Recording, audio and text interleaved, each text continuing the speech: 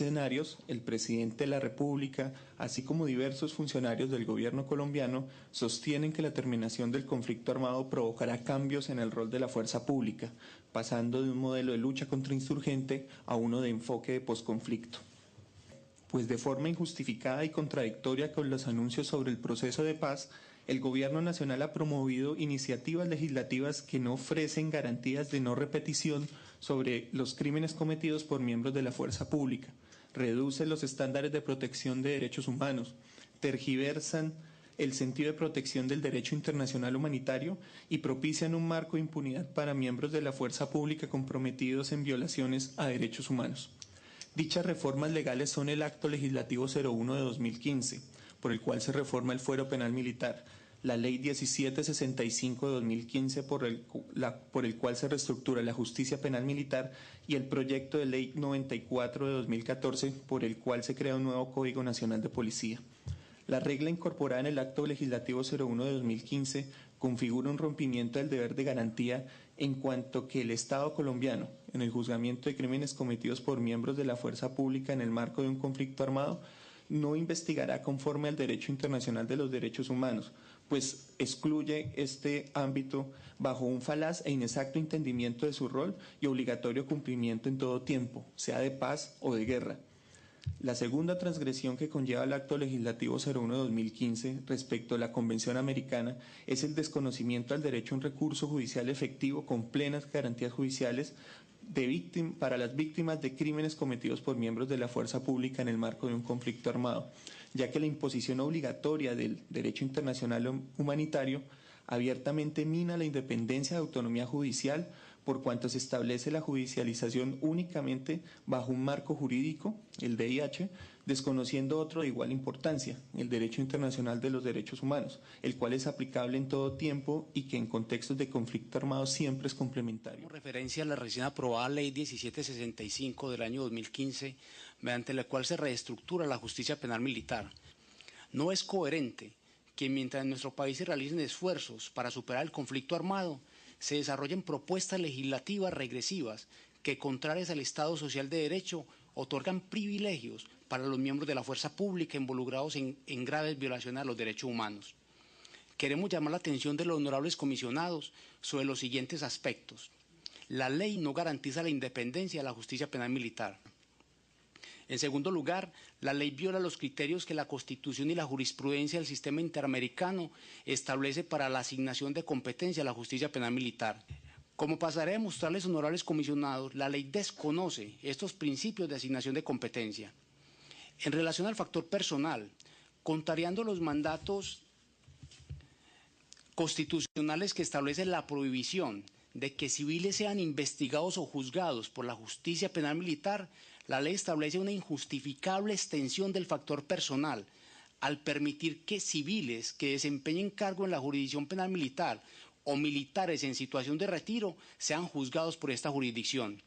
La reforma legislativa asigna en su artículo 8 la competencia para conocer de un amplio catálogo de delitos, al establecer que conocerá delitos de homicidio, de los delitos contra la población civil, de los delitos contra la fe pública, de los delitos contra la administración pública, los delitos contra la protección de la información y de los datos, los delitos contra la existencia y seguridad del Estado, entre otros capítulos de delitos. De acuerdo a esta asignación de competencia, conductas ilícitas, como las que hemos conocido como las ejecuciones extrajudiciales, podrán ser comprendidas dentro del concepto de delitos contra la población civil y en consecuencia de conocimiento de esta jurisdicción.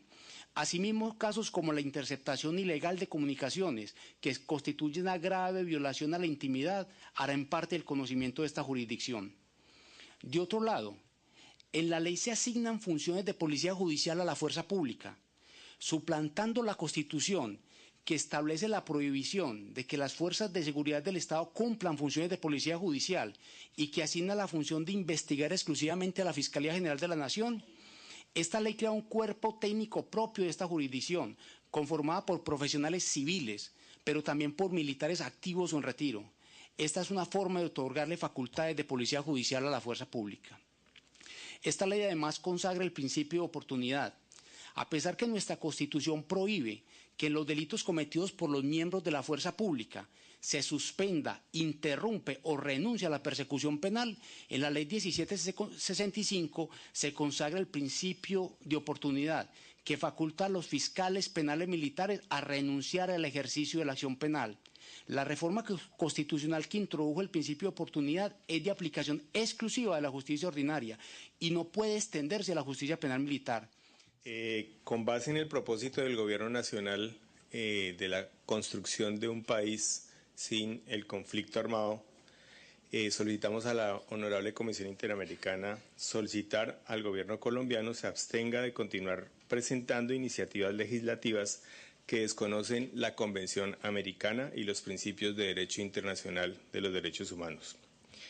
Como se ha dicho y con base en lo expuesto, derogar el Acto Legislativo 01 de 2015, derogar la Ley 1765 de reestructuración de la justicia penal militar y retirar el proyecto de la Ley 94 de 2014. Buenos días, señoras y señores. El Acto Legislativo 1 de 2015 es producto de una deliberación democrática sobre la mejor manera de regular una justicia penal encargada de juzgar los delitos cometidos por los miembros de la fuerza pública, guardando siempre como norte el respeto de la Constitución Política de Colombia, los instrumentos internacionales en materia de derechos humanos y de derecho internacional humanitario. Actualmente en Colombia persiste la necesidad de garantizar la aplicación de las normas que regulan las acciones propias del conflicto armado para así preservar los derechos de los ciudadanos y en particular de las víctimas del conflicto. De ahí que el gobierno a través de esta reforma ha pretendido lo siguiente. 1. Aplicar el derecho internacional humanitario en la investigación y juzgamiento de delitos cuando corresponda. 2. Garantizar la existencia de jueces y fiscales capacitados para dar una correcta aplicación al mencionado marco normativo. Y 3.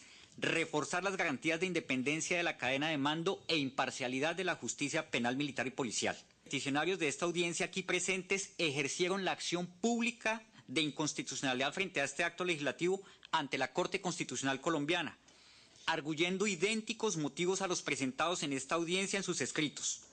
Resulta importante señalar que este alto tribunal se encuentra en ejercicio de sus competencias examinando la constitucionalidad de dicha reforma y que como Gobierno Nacional acataremos en su integridad el fallo que la Corte emita. Quisiera también resaltar ante la Comisión, primero, que el Acto Legislativo 1 de 2015 no reforma el fuero penal militar. Esta es una institución que existe hace más de un siglo en Colombia y que existe además en muchísimos países del mundo. El inciso primero del artículo 221 de la Constitución Política se mantiene incólume y conserva las dos condiciones concurrentes que se requieren para fijar la competencia de la justicia penal militar y policial. Tales condiciones son que la persona procesada sea miembro de la fuerza pública en servicio activo, lo que conocemos como criterio subjetivo, y que el delito en cuestión tenga relación con el mismo servicio, lo que conocemos como criterio objetivo. Sostener, tal y como lo han hecho los peticionarios, que esta reforma genera una ampliación del fuero penal militar se aleja de la realidad, pues el acto no regula aspectos relacionados con reglas de jurisdicción y competencia de la justicia penal militar y policial. Cabe mencionar aquí que las graves violaciones a los derechos humanos, conforme a la Constitución y a la ley colombiana, nunca serán de competencia y conocimiento de la justicia penal militar. En esta discusión del acto legislativo, 1. Esta reforma ha sido impulsada bajo el conocimiento y respeto de la coexistencia de los marcos jurídicos aplicables del derecho internacional humanitario y el derecho internacional de los derechos humanos. 2. El gobierno comparte la postura internacional respecto de que estos marcos normativos tienen un núcleo común de derechos no suspendibles en ningún momento, puesto que persiguen la misma finalidad de proteger la integridad física y la dignidad del ser humano, con la única diferencia que el DIH solo se aplica en situaciones de conflicto armado por ser una ley especial. 3.